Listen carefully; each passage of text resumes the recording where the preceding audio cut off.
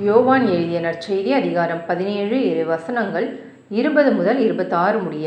அவர்களுக்காக மட்டும் நான் வேண்டவில்லை, அவர்களுடைய வார்த்தையின் வழியாக என்னிடம் நம்பிக்கை கொள்வோருக்காகவும் வேண்டுகிறேன். எல்லாரும் ஒன்றாய் இருப்பார்களாக. தந்தையே, நீர் என்னுள்ளும் நான் உம்முள்ளும் இருப்பது போல் அவர்களும் ஒன்றாய் இருப்பார்களாக. இதனால் நீரே என்னை அனுப்பினீர் என்று உலகம் நம்பும். நாம் ஒன்றாய் இருப்பது போல் அவர்களும் ஒன்றாய் இருக்குமாறு நீர் எனக்கு அருளிய மாட்சியை நான் அவர்களுக்கு அளித்தேன். இவ்வாறு நான் அவர்களுள்ளும் நீர் என்னுள்ளும் இருப்பதால் அவர்களும் முழுமையாய் ஒன்றித்திருப்பார்களாக. இதனால் நீரே என்னை அனுப்பினீர் எனவும் நீர் என் மீது அன்பு கொண்டுள்ளது போல் அவர்கள் மீதும் அன்பு கொண்டுள்ளீர் எனவும் உலகு அறிந்து கொள்ளும். தந்தையே, உலகம் தோன்றும் முன்னே நீர் என் மீது அன்பு கொண்டு எனக்கு மாட்சி அளித்தீர்.